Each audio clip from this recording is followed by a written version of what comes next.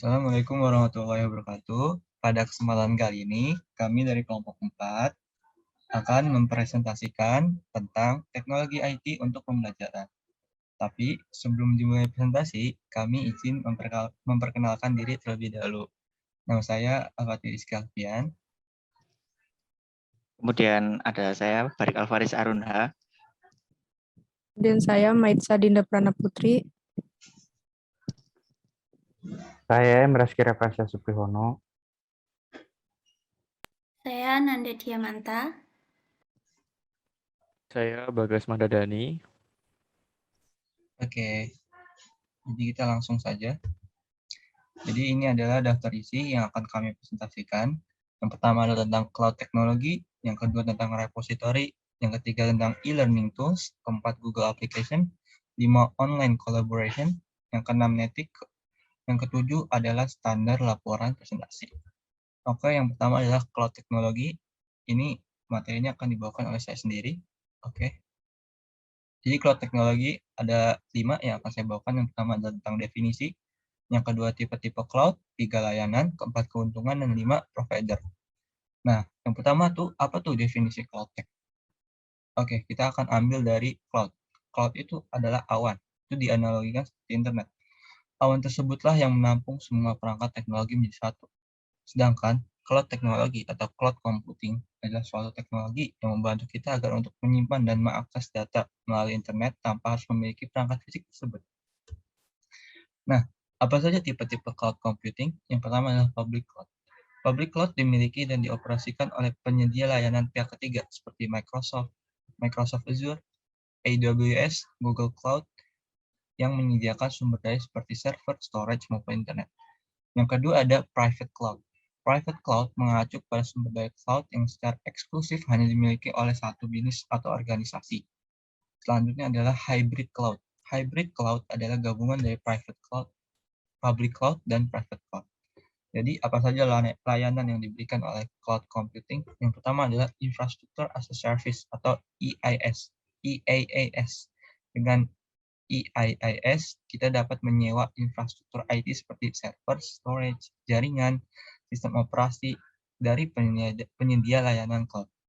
Yang kedua ada serverless computing. Serverless computing berfokus pada membangun aplikasi tanpa menghabiskan waktu mengelola server dan infrastruktur yang dibutuhkan.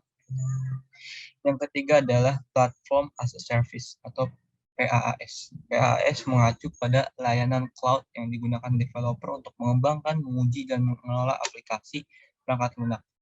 Yang keempat adalah software as a service atau SaaS. Adalah suatu metode untuk memberikan layanan aplikasi software di internet. Oke, jadi ini adalah analoginya. EIAS hanya ranahnya hanya di server, storage, networking, firewall, security, sama data center. Kalau PaaS ranahnya ditambah dengan development tools, database management, business analytics, dan operating system. Dan kalau SaaS atau software as a service itu mencakup seluruhnya. Oke, jadi keuntungan menggunakan cloud adalah yang pertama mengurangi biaya, kecepatan yang tinggi, membantu produktivitas, dapat scaling lebih mudah, performa stabil, dan yang terakhir aman dari ancaman. Nah, ini adalah provider cloud yang terkenal. Ada Google Cloud, ada AWS atau Amazon Web Service, terus ada Oracle, ada IBM Cloud, ada Azure, ada Salesforce, dan SAP. Oke, jadi di sini grafik tentang penggunaan cloud provider cloud yang ada. Jadi untuk saat ini masih dipegang oleh AWS, Microsoft, dan Google. Dan Alibaba Cloud dan Oracle dan IBM masih baru, tergolong baru. Nah, selanjutnya dilanjutkan oleh teman saya. Kemudian selanjutnya yang kedua adalah repository online.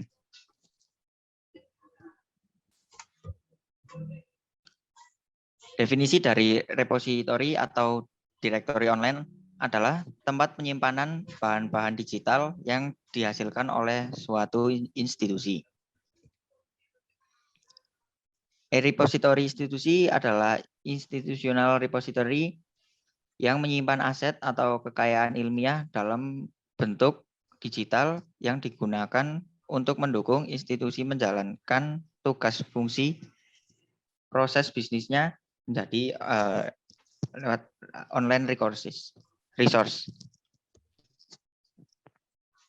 Kemudian manfaat dari repositori yaitu yang pertama, aset atau nilai institusinya terkumpul produk intelektual dari suatu institusi. Kemudian yang kedua ada pelestarian. Repositori institusi akan menjamin pelestarian karya intelektual.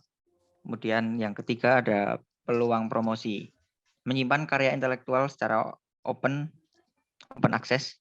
Kemudian yang terakhir ada aksesibilitas. Aksesibilitas yang lebih mudah dan cepat. Mudah dalam pencarian, menyitasi, dan sebagainya. Kemudian konten e-repository yaitu dibagi menjadi dua. Yang pertama ada karya ilmiah yang dipublikasi seperti jurnal, proceeding, kemudian yang tidak dipublikasi seperti literatur, dokumen teknis, laporan teknis, dan seterusnya. Kemudian ada yang bukan karya ilmiah, yaitu dokumen Renstra, Universitas, Unit Kerja. Kemudian ada kebijakan, peraturan universitas, standar universitas, dan SOP. Kemudian untuk contoh dari repositori UB. Yang pertama ya ada repositori Brawijaya. Seperti inilah tampilannya. Repositori ub.ac.id. Kemudian selanjutnya ada Digilab Brawijaya. Bisa diakses melalui digilab.ub.ac.id. Kemudian ada perpustakaan UB. Bisa diakses melalui link lib.ub.ac.id.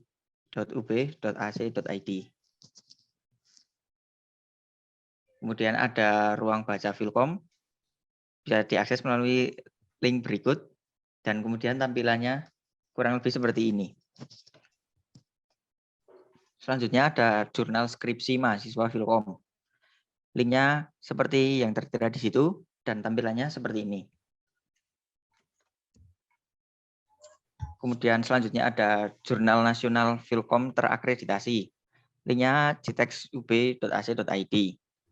Kemudian untuk tampilannya saat ini seperti ini. Kemudian selanjutnya ada jurnal nasional Filkom terakreditasi lagi. Linknya bisa diakses seperti yang tertera di situ, jtiik.ub.ac.id. Kemudian untuk tampilannya seperti ini. Selanjutnya ada jurnal Filkom baru. Bisa diakses melalui link tersebut, https://si.ub.ac.id. Untuk tampilannya kurang lebih seperti ini. Mungkin sekian untuk penjelasan tentang repositori. Kemudian bisa dilanjut oleh teman saya. Selanjutnya, kami akan membahas mengenai e-learning tools. Jadi, menurut Darin E. Harley, e-learning ini merupakan suatu jenis belajar mengajar yang memungkinkan tersampaikannya bahan ajar ke siswa dengan menggunakan media internet, intranet, ataupun media jaringan komputer lainnya. Sedangkan menurut Alan J. Henderson, e-learning ini merupakan pembelajaran jarak jauh yang menggunakan teknologi komputer. Jadi, e-learning ini adalah sistem pembelajaran elektronik atau dapat didefinisikan sebagai sebuah bentuk teknologi informasi yang diterapkan di bidang pendidikan berupa website yang dapat diakses di mana saja. E-learning ini merupakan dasar dan konsekuensi logis dan perkembangan teknologi informasi dan komunikasi. Badrul Han menjelaskan bahwa terdapat 8 dimensi untuk mengembangkan e-learning dengan masing-masing dimensi saling terkait dan saling berpengaruh sebagai suatu sistem. Yang pertama itu institusional, adanya unsur penyelenggara yang mengelola masalah akademik, administrasi, dan layanan kepada peserta didik. Yang kedua, manajemen, adanya unsur pengelolaan yang terkait dengan pengelolaan pembelajaran dan distribusi informasi kepada peserta didik. Kemudian yang ketiga yaitu teknologi. adanya infrastruktur untuk mendukung sistem penyelenggara e-learning. Hal ini meliputi perencanaan dan penyiapan infrastruktur hardware dan software, seperti internet, bandwidth komputer, server, software, dan lain-lainnya. Kemudian ada pedagogik. Ini merupakan adanya unsur proses belajar dan mengajar yang meliputi apa yang dipelajari, kemudian tujuan pembelajarannya apa, siapa yang belajar, bagaimana desainnya, metodenya seperti apa, dan juga strategi pembelajaran yang digunakan untuk mencapai tujuan tersebut. Kemudian etika, adanya etika penyelenggaraan e-learning seperti masalah hak cipta, hak kekayaan intelektual, dan aturan main yang berlaku khusus. Kemudian desain tampilan harus menarik agar dapat memberikan kesan nyaman kepada peserta didik, sehingga peserta didik akan semakin semangat dalam mengikuti pembelajarannya. Sumber daya yang dibutuhkan untuk mendukung proses learning ini tidak hanya sumber daya alat dan bahan, tetapi juga meliputi sumber daya manusianya, terutama pengajar yang harus terampil. Dan yang terakhir yaitu diperlukan evaluasi. Di sini ada beberapa contoh dari e-learning tools. Yang pertama itu Google Classroom. Google Classroom ini merupakan layanan web gratis dari Google untuk sekolah dengan tujuan untuk menyederhanakan, membuat, mendistribusikan, dan tugas tanpa harus bertatap muka. Kemudian ada Virtual Learning Management. Ini merupakan metode pembelajaran aktif telah diterapkan pada sistem akademik di Universitas Brawijaya, sehingga dikembangkan virtual learning management ini. Ini biasanya digunakan berkomunikasi dengan dosen dan mahasiswa lain, serta melakukan kegiatan perkuliahan terstruktur seperti tugas, video pembelajaran, ataupun kuis. Selanjutnya ada Learning Management System. Learning Management System ini merupakan sumber belajar terkait berbagai aktivitas belajar. Format penyajiannya dapat berupa video interaktif, podcast, infografis, ataupun teks. Contohnya itu Moodle. Moodle ini dapat digunakan dosen dan mahasiswa untuk mendukung pembelajaran seperti link. Penggunaannya ada 3, seperti persiapan pembelajaran, pelaksanaan pembelajaran, dan juga evaluasi pembelajaran. Kemudian e-link. E-link ini biasanya digunakan oleh mahasiswa dan dosen di Fakultas Ilmu Komputer Universitas Brawijaya. Kemudian di sini ada beberapa tools aktivitas belajar seperti untuk kolaborasi, ada Google Sheet, Office 365, dan juga Padlet. Kemudian kuisnya ada Quizizz, Kahoot, Quizlet, Slido, Mentimeter, dan ProProfs. Dan untuk melaksanakan ujian biasanya menggunakan Google Form. Selain itu ada exam.net dan juga assignment Moodle. Selanjutnya ada interaktif video, biasanya menggunakan H5P, Flipgrid, ataupun Edpuzzle. Dan yang terakhir yaitu online meeting, bisa digunakan adalah Zoom dan juga Google Meet. Selain itu ada Blue Button dan juga Webex.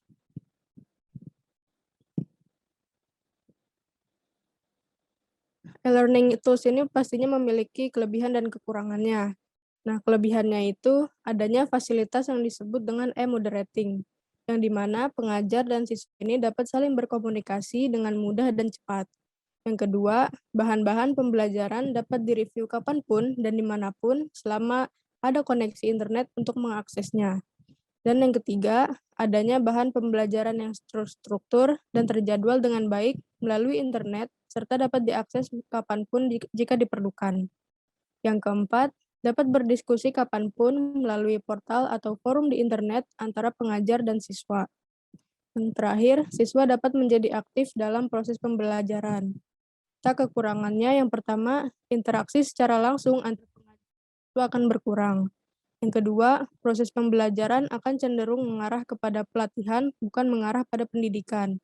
Yang ketiga, akan mengabaikan aspek akademik atau sosial, dan sebaliknya dapat mendorong aspek komersial.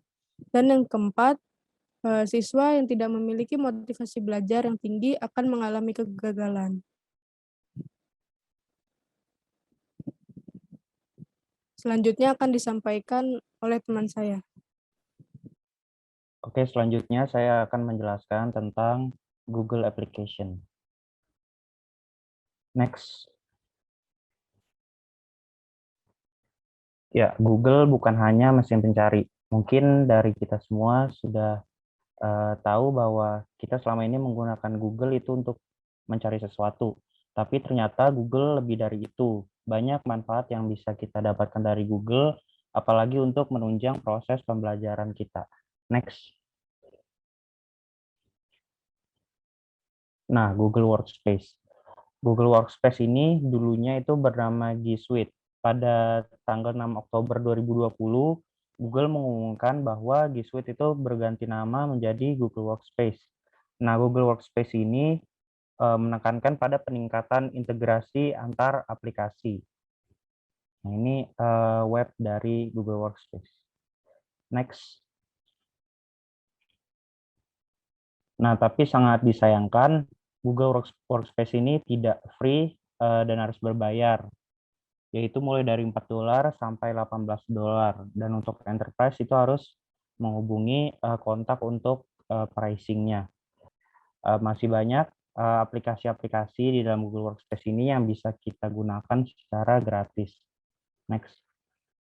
Nah, ini beberapa aplikasi Google, yaitu ada aplikasi pengedit dokumen, Google Docs, Google Slide, Google Spreadsheet, aplikasi pembuat website, ada Google Site, aplikasi komunikasi, ada Gmail, Google Meet, Hangouts, dan aplikasi lainnya yaitu seperti YouTube, Google Calendar, Google Drive, Google Translate, Jamboard, Google Form, dan juga yang biasa kita gunakan itu ada Google Classroom. Dan aplikasi-aplikasi ini itu bisa digunakan pada aplikasi mobile. Next. Nah, tentu saja sebelum kita memakai aplikasi-aplikasi Google ini, kita harus memiliki akun Google. Bagi teman-teman yang belum memiliki akun Google, bisa melakukan pendaftaran pada link berikut. Dan ini adalah tampilan saat ingin registrasi akun Google. Next. Setelah registrasi, untuk teman-teman yang ingin mencari di mana kita bisa melihat aplikasi-aplikasi Google, itu bisa pencet pada tab di samping logo profile pada tampilan browser Google kalian. Next. Nah, di sini ada aplikasi komunikasi. Di sini saya akan menjelaskan 3, yaitu Gmail, Google Meet, dan Hangout. Next. Nah, mungkin untuk Gmail, teman-teman semua sudah tidak asing lagi, karena sudah sangat sering kita gunakan. Aplikasi Gmail ini merupakan aplikasi komunikasi yang dibuat oleh Google.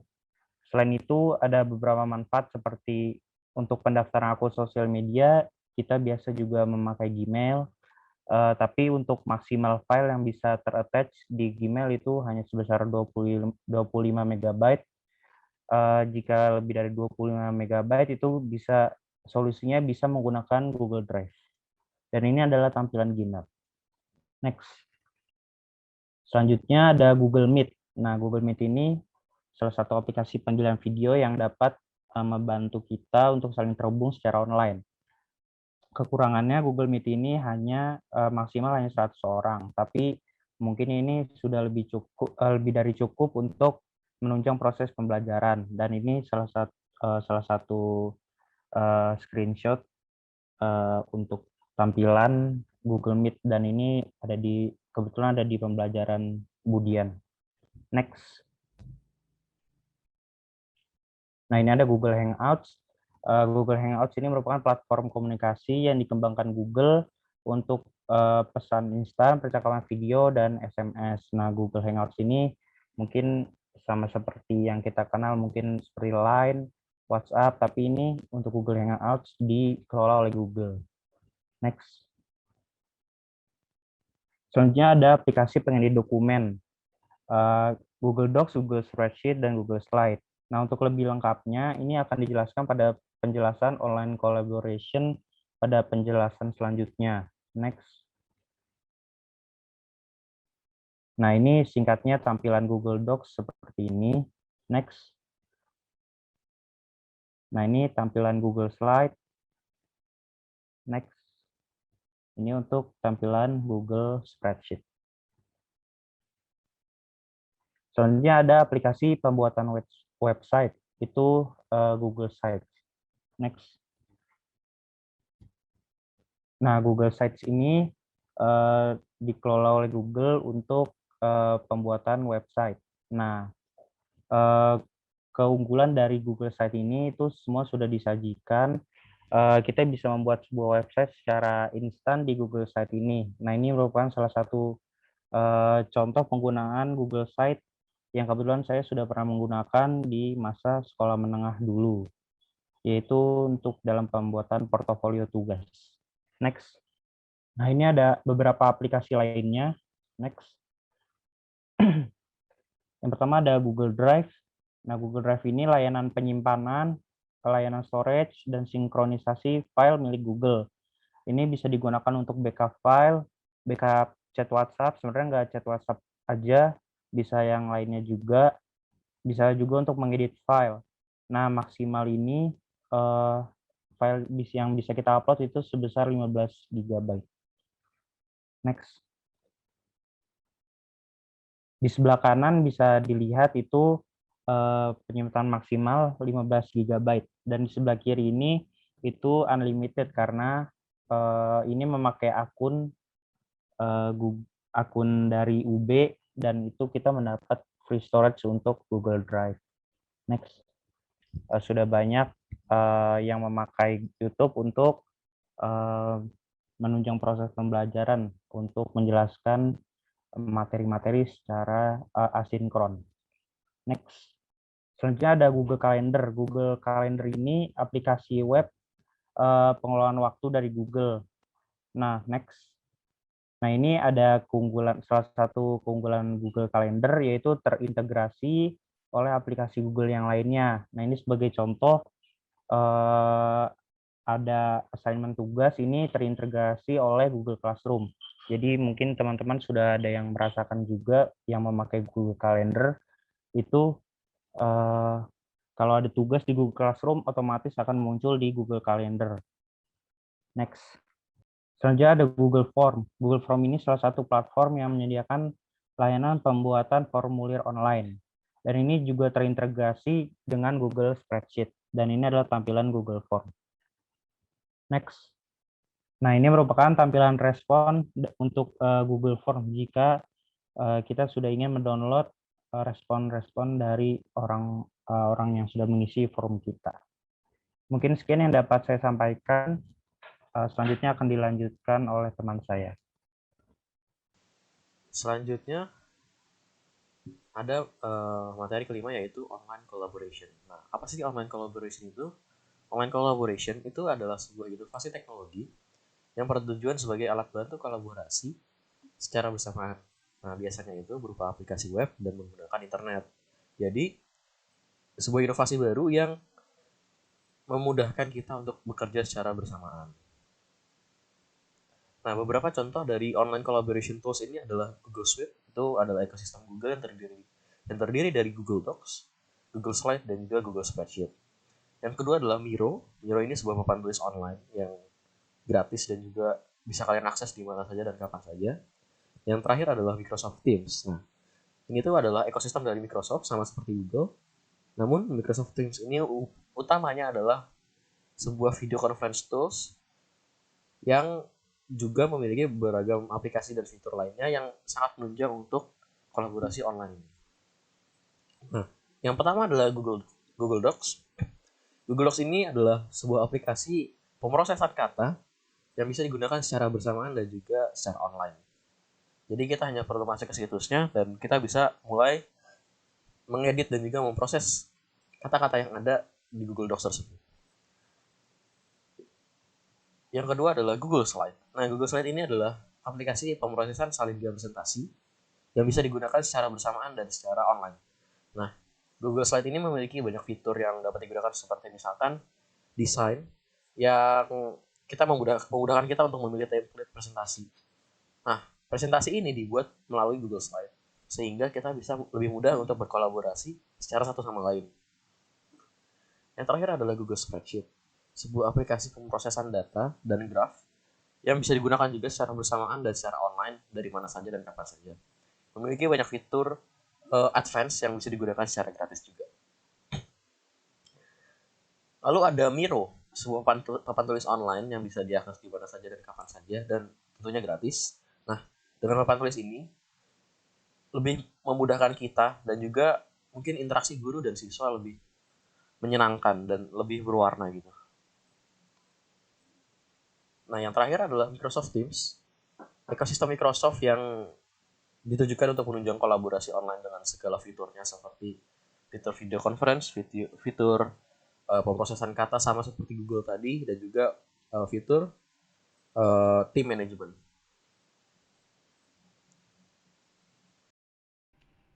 Oke, sekarang materi selanjutnya yang akan kita bahas yaitu netiquette.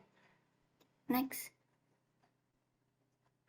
Netiquette atau netiquette adalah etika dalam berkomunikasi lewat internet. Pada dasarnya, netiquette merupakan panduan untuk bersikap dan berperilaku sesuai dengan kaidah normatif di lingkungan internet. Fungsi netiquette yaitu merupakan tata krama atau sopan santun yang harus diperhatikan dalam pergaulan agar hubungan selalu baik. Pentingnya etika dalam dunia maya yang pertama, bahwa pengguna internet berasal dari berbagai negara yang mungkin memiliki budaya, bahasa, dan adat istiadat yang berbeda.